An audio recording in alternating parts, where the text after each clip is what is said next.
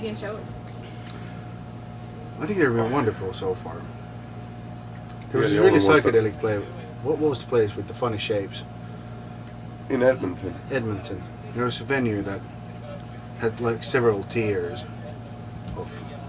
A lot of different Areas. levels. It was like in a mall, in a big mall. Yeah. Oh, West Edmonton Mall. That one, yeah, but it wasn't in the mall, but it was like Mm.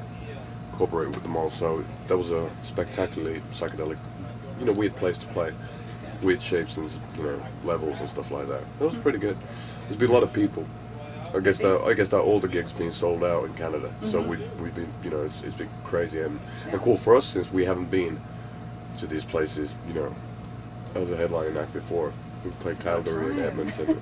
Indeed, yeah, but it's also, the world is such a big place. It takes ages to tour around. We've been skipping the whole of Scandinavia, we've been skipping the whole of Eastern Europe to be able to come here. So you've got to lose some to gain some. Unfortunately, you just can't do it all. Yeah. And you're actually touring. I saw you had new dates all the way up to March. Well, we're doing some European stuff, and then we're supposedly coming over here as well. But I don't know yet. I guess it's also depending on how well the album does. That's awesome. Well, it's doing fairly okay, but it's not being played on the radio or anything like that. And it's just, it's a very expensive operation to bring everybody over.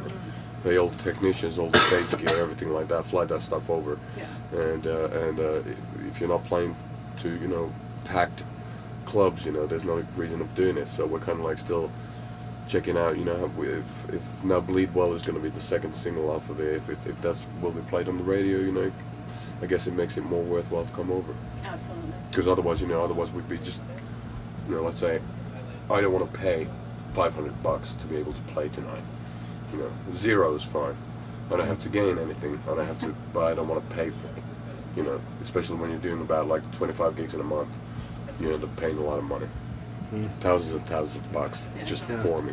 In a way, it doesn't make any sense. It doesn't. It's a crazy business. It is. Yeah, well, but it's also, when an album doesn't do so well, that's the time when you should be touring a lot. So it's kind of, it's a double-edged sword. But, this tour's been going really well, but it's just, it would be nice if, for example, in North America to do a bit more promo. We haven't done anything. Nobody's sorted it out, We have a lot of days off and there's nothing to do. That's kind of weird. Not complaining, though. Yeah, it's nice to have the odd day off, I guess.